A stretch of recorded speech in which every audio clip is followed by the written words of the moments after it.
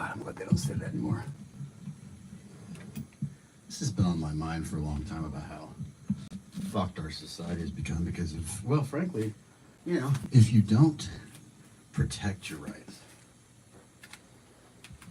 but as individually as a group, eventually you lose them. And slowly they've been taking them away. It's the point where people don't realize they lost them. I mean, people are like, I got a First Amendment right. Really? Let me explain something to you. Follow me on this. You really don't have a First Amendment right. You know why?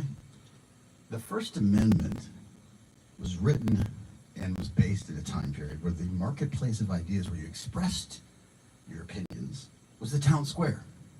Now, what is the town square now? It's social media. It's the internet. It's all of those forums. Now, do you know what this First Amendment says? The government or Congress shall make no law which abridges, okay? That means it only applies to the government. Do you have a right of free speech on TikTok? Nope. On YouTube? Nope. On any private entity? Nope. Well, how are you supposed to communicate your ideas with each other? Now, I don't think you have, or Facebook, I don't think you have the right to shove your ideas down the throat of other people, and they should be able to walk away effectively. So let's make this a virtual town square. If the government's going to protect our right to free speech, there should be a virtual town square where people can go and express their rights. You don't have one now. You say certain things on TikTok, bye-bye. You say certain things on YouTube, understandably, bye-bye. You intone, so I remember I wore a Come and Go t-shirt. It's a convenience store in the Midwest. It's not dirty. I just forgot it. And on TikTok, they rated me, which means you had to be above 17 because of my t-shirt, which was a convenience store that I bought in a very Christian-dominated area of Missouri where there was a Christian school, and there was no dirtiness about it there especially. But their minds went, oh, maybe referring to something else. It didn't say Jism and Go. That would have been a little much, don't you think? But anyway, point being, our rights have been taken away slowly. What do you think Thomas Jefferson, Benjamin Franklin was a bit of a freak. Imagine Thomas Jefferson and George Washington and Alexander Hamilton. So we've got all the political interests at the time, and then we have the original neutral person. Isn't it interesting that our first president had no political party? God, that would be beautiful. We need to get rid of both political parties. That's a different subject. So they're standing on the side of the road, and they're observing a car stop, okay? Guy's pulled over for expired tag. He's written a citation for the expired tag. He's given the citation. The trooper retains his license because he wants to investigate further. Based on what? Well, he's going to say, he seems extremely nervous.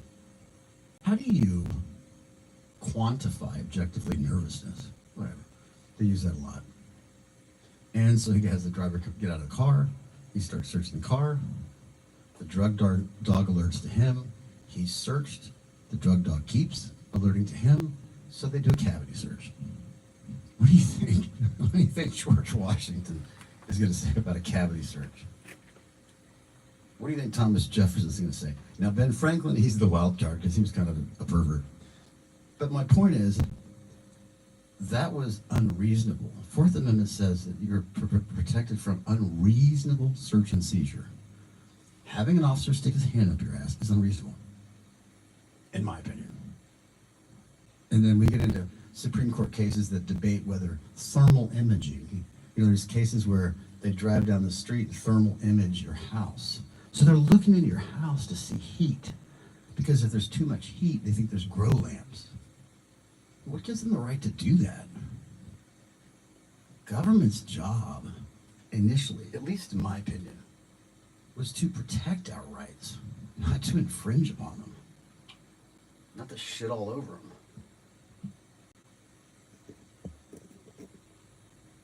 Hey, what's up, man? Lord Valdez. Lord Valdez is with us. feel like I should have some sort of quasi-Sith Lord Star Wars name I could counter with, but I don't. What's up, dude? Feel free to comment, ask a question, and voice your opinion. Because at least as far as I can control, you have free speech here right now. Now that's limited by what YouTube will allow us to do, of course, because we don't have a marketplace of ideas. We don't have a town square where we can all go, hey, you know what? I think our government right now is really fucked up, and we all need to figure out how to do something about that. You know, when I posed as a British journalist in 2016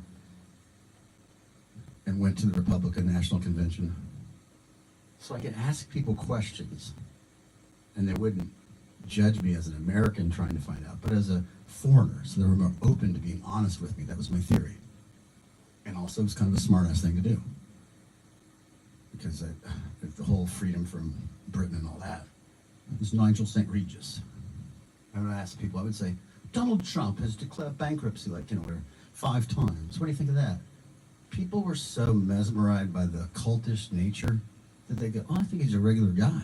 Well, he cleared bankruptcy to do corporate protection. It wasn't a regular guy thing. It wasn't like he lost his job at the plant. He'd roll up his sleeves and go home and whine and go, I was the best Boilermaker, but they cut me loose.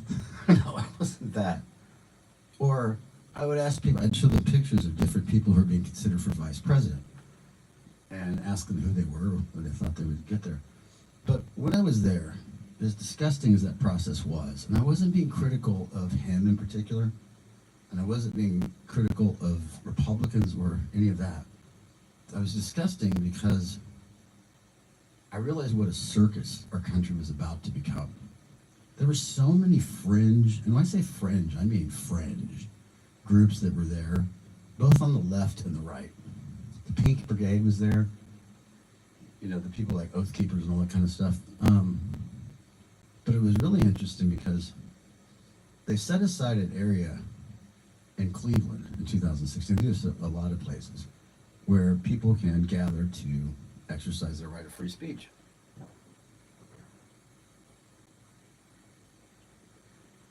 And when one group was getting too much negative attention, by that I mean people yelling at them and things like that. Fuck off, Michael. Cry me a river. How about if you blow me instead? Do you have a comment? Or, I'm not complaining, Michael. I'm actually trying to talk about protecting your right to free speech, which means even though you're a fucking moron probably, cry me a river. Wow, what are you, 12? Even though you may be a moron, you have a right to express your moronic opinions, and that's actually what I was about to get to. So when morons like you were in this area talking, and people started going, hey, you're an idiot, right? The police would surround them, not to infringe upon, but to protect them. Government was actually protecting the right of free speech. Do you have anything to say, Michael? Or you just like to go, cry me a river? What a dickhead. How about if we have a discussion so I can illustrate what a moron you are? I would really like to do that. Because people like you that just sort of hit and run are pussies.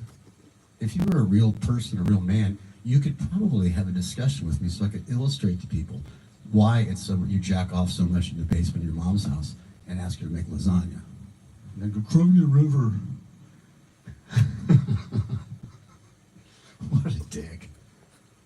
Anybody else? I mean, if you want to spar with me, bring it on. Just be prepared that I'm not going to be uber polite, because I think when people say shit like that, they should be called to task on it. All right, well, everybody can thank Michael for my decision.